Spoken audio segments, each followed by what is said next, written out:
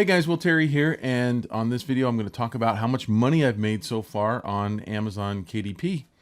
And before I get started, I just want to say that this video is part of a long playlist called How to Invent a Money-Making Art Project. So if you like what you are hearing in this video, but don't understand exactly what I'm going through, you might want to go back and start at the beginning. And then with that, let's get started on this. So I'm also taking questions in the comments. So if you have a question about any part of this project that I'm on, this journey of publishing, self-publishing my children's books on Amazon, and the same book self-published, and how I'm marketing it, all that stuff, leave a comment and I will copy it from week to week and put it in a doc, and I'll address it here. I got a couple of questions that I will address at the end of this video. So let's get started and dive in. I'm just going to bring up, this was in video 12. So this is video 13. Video 12, I talked about my marketing plan for how I plan on conquering the world with Pickleball Paul. And so this is where we kind of left off on video 12. So I thought this was a logical place to start. Now you'll notice here, I've got this marketing plan, but this is what we're talking about today, are the Amazon sales. And I made the circle really small last week because this is going to be a tiny part of my my overall plan. But what I want to show you, before I show you the back office and the sales stats and everything on Amazon, I want to show you why and how I'm using Amazon probably different than a lot of people. So a lot of people, this goes for YouTube as well. A lot of people, YouTube is their product. For me, I use YouTube, I use this channel to not only help people, but to help myself as well, to direct traffic to some of the other things that I'm doing. I love making videos, and I really enjoy making videos like this. And so it satisfies kind of the teacher in me to be able to share this kind of stuff. But, I also use it to direct people to svslearn.com. I use it to direct people to my willterry.com site and things like that. That's what I'm doing let me just finish saying that YouTube isn't my end product. Like, you take somebody like Mr. Beast, or you take, some of the illustration channels where that is their main thing. It's not my main thing, so I don't I don't really try to make money on YouTube. The same is going to go true with Amazon. And you'll see how I'm planning to use it here. So right now, the only sales I'm getting on Amazon are from these YouTube videos, right? So right now, that's where the Amazon sales are coming in. They're not many. You're going to be underwhelmed, let me tell you. We haven't started all of this yet. So all of this has not even started yet, okay? But when it does, my theory is that what will happen is, as we get the word out in social media, or as we get the word out in Facebook groups, or if we end up doing Facebook ads, all the sales that Bill is going to do, when I get on Pickleball podcasts, if I end up doing some of this stuff, what I think will happen is some of those people, a fraction of those people, will go, this book is $25.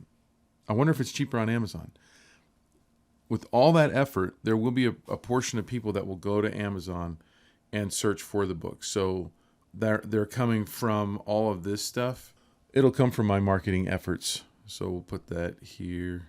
Then I think if my plan goes, if it goes according to plan, if I get my way, what will happen is, from these extra sales from the marketing efforts, that will bump the book on Amazon up in the algorithm, and then I'll start getting organic searches. Or I'll get, my book will be adjacent to other books. The Amazon will put it in places because it is getting sales. They might promote it more. That's my hope. But Amazon is basically, it's this little net, right, that I have up in the air. And all I have it doing is catching the little the little fish that are coming through. So that's all it really is to, for free, basically. I mean, you don't pay anything to put it on Amazon. So that's the beauty of it, is now I have it out there, and from week to week, from month to month, year to year, it can earn money, and I don't have to do anything. I don't have to babysit. I don't have to send it out any books. I don't have to do anything, and it will bring in hopefully more than it is now. Even if it only brings in what it's doing now, that's free money that's just kind of coming in, right? And I want to make sure that you guys know that I'm only selling the soft cover on Amazon, so I'm not cannibalizing my sales. The book on Amazon here is only $13 versus $25 for the hardcover, and $3.99, as you can see right here on the Kindle. And so, but it's a different product. Kindle, ebook is different. Softback is different than hardback, and so I wouldn't put the hardback on Amazon for a cheaper price, because then I would just, why do that to your customers, right? So what we're going to do is next week on the next video, I will talk about how to upload your book, and I'll go through this whole back office in the whole upload process and show you actually how easy it actually was. But this week I am going to go to reports right here, and we're going to see that today I have 0 sales.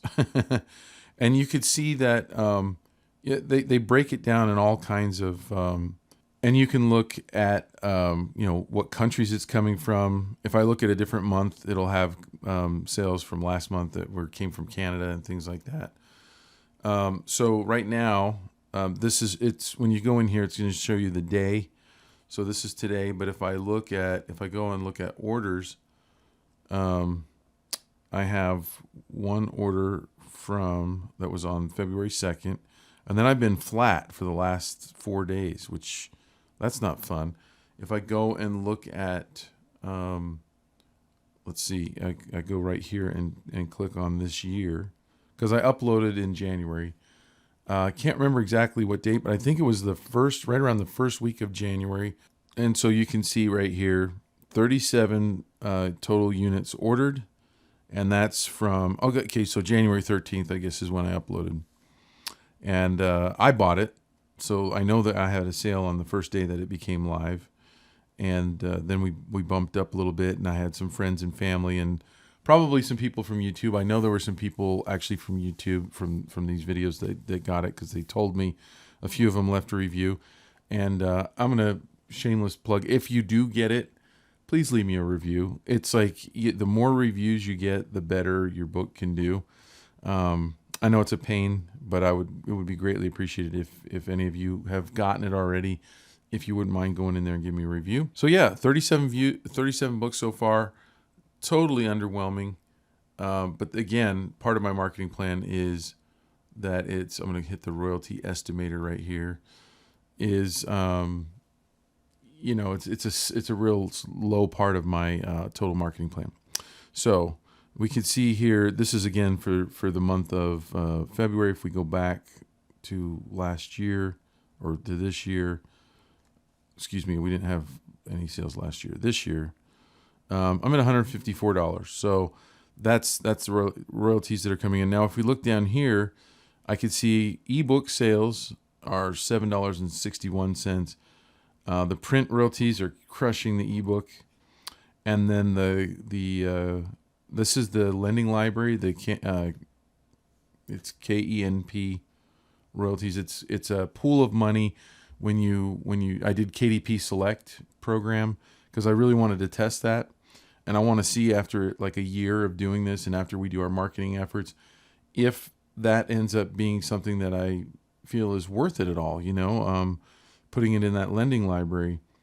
And I looked online to see what other people were saying, and I'm telling you, it's like 50-50. It's like I think Amazon found kind of a happy medium, because it seems to be like there's half the people that are really happy about their whole Kindle Select program, and other people that are really dissatisfied with it. From what I can tell, the main negative that people have is that if you sign up if you allow your book to go into KDP Select, which again is only for the Kindle. So if you don't upload a digital version, you don't have to worry about that. But if you upload a digital version, an ebook, then you have the choice of going to KDP Select or not. If you do, it allows you to get higher royalties on your Kindle sales. I can't remember exactly the breakdown, but it's significant. It's like 70% versus 35%, I believe. But you can also get royalties from this pool of money. What they do is they take everybody that put money or that bought is paying their monthly fee for the lending library. So the people can actually lend books digitally, like they buy a book, or they buy a book, they can put it in their library, and other people, they can lend it, or other people can borrow it, and then with that money it makes a pool of money. Who knows how much? It's probably in the millions. And then based on how many people downloaded your book and borrowed it, and if they read 10 pages or more, then you get a little chunk of that money. You get a share of that pool of money. And so right now my share of that money is 30 cents for the last month. So I don't know if that's good or bad. I really don't have enough information to judge it yet. So we'll see. But that's really what's going on in the back office here right now. You can check out some of these other things. You can you can filter for just Kindle retail sales. You can filter in different formats. Are we talking about just the Kindle or just the paperback? So you can look at your stats and really figure out see everything. You can download reports, and it's really slick system. It's really easy to use. I'm really impressed with it. But again, it's just a small portion of my marketing plan. So there you go. I promised that I would share my sales. I will continue to do this throughout the year as we kind of go down this journey together. I will also share my sales from my personal website that I'm making right now on Shopify, and I'll show you the back office there as well. And so again, the next video is I will go more into how to upload. And so the next thing I want to do is talk about some of the questions, answer a couple of the questions that I got. Again, if you have any questions about any of this, just put it in the comments and I'll try to get to as many as I can. Right now, I'm only getting a few questions, so I can just answer the ones that I'm getting. But Monacoco says, loving this video series. It's great to see. Let's see. She writes, or he writes a bunch of stuff here. And then I wonder if you've ever heard anything about how I was talking about the style of this question pertains to the two styles that I talked about in another video in this series about my more polished style versus my more rough style, my more cross-hatching style, which I'm using on Pickleball Paul. And the question is, I wonder if you've ever heard anything about how children of different ages respond to a highly polished versus rough style. It seemed to me that books with a rough, easy to emulate style might allow children to have an easier time when they draw, while inspired by the book, because they can create a crayon or pencil version that they see in the book. While the highly rendered images are beautiful, they will always be impossible to recreate for children. But maybe that's just my adult brain thinking, because I can see children drawing from a book without a care for quality, or their drawings. Would be awesome to hear from you about this idea. So I personally think that if this were figured out, if we had good data, if psychologists had done enough testing to have, with double-blind studies to have really good data, then all the publishers would be pretty much asking for one style. I don't think that we have that kind of data. I'm not an expert on this, but the fact that if you go into a bookstore, you'll see, highly rendered, highly polished stuff all the way through rough stuff. I personally think that adults are just imposing their will on the market. So I personally think that editors and art directors have kind of decided what they like, and I've come to this conclusion based on hearing them give talks at dozens of SCBWI conferences that I've gone to, and they talk about what they like. They don't talk about. I've never heard them talk about, I chose this style because I think kids would like it. It's always what they like, and I think that as artists and authors, we have to write stories that we like. I don't think any time that I've ever tried to create art with the purpose of making someone else happy other than myself, I've failed. So I think that your job as an artist is to make the best art you possibly can to please yourself. It is a selfish endeavor. And of course, what we hope is that other people find value in it. But I don't think other people will find value in our work unless we truly love it first. So that's my theory. Now, I love working in both styles. I love working in the more highly polished style. I love the results that I get. I also really love working in this more crosshatch style. I've seen comments on the YouTube videos from a couple people saying they like my more rendered style. I have felt the same about other illustrators when they've worked in different styles, and I'm like, I have my favorite. And I think that's great. Now, if a student, or a child rolls up on my book, they don't know the other style I'm working in, to one of the people that was like, I think you would do better with your other style. Just remember that the end user doesn't get to see the other style. They just see that book for the first time, and they either like it or not. They're judging it based on the story, and does it speak to them? Does it communicate to them? Do they find value in that? And in a perfect world, I guess, if money were no object, the thing to do would be to illustrate the same book in two different styles, publish both, and see which ones do better. And maybe that would be the only way we would ever know if one style was better than another, was to put both out there at the same time with equal marketing, which is crazy to think about doing. Just put it two side by side in the bookstore, different type treatment on the cover, and just see which one sells better. Now it could be, you might even get bad information there because maybe one has a slightly better design, and the design is more impactful rather than the style. So I don't know. Hard to know that kind of a thing. So the second question is, Will, I love this video series. Thank you so much. I have to ask you about your video ads. I've been watching this video and there's already been 7 ads. Do you control the amount of ads on your video, or is it just YouTube? It's very hard to listen and work out when having to click on skip. Just curious. I feel your pain. I know exactly what you're talking about. It annoys me because I consume so much YouTube while I work during the day. And I didn't know, because I didn't know the answer to this question, because when I upload a video, like after I finish this video, I'm going to edit it as fast as I can. I'm going to throw it up on YouTube. I'll make a thumbnail. And there's in the back office on YouTube, and I'll just show you here because I've already got it here. There are so many options that you can run through, okay, if you've never seen back here before. And you've got each one of these things on the side that you got to go through before you can upload your video, okay? And I don't poke around in here. This YouTube is not my product. It's not a product that I'm making to support my family, to support my livelihood. So I get in and get out as fast as I can. But I did ask Jake Parker, and he said, oh, yeah, what you got to do, go down to your monetization here and just uncheck this box right here so mid-roll videos don't occur.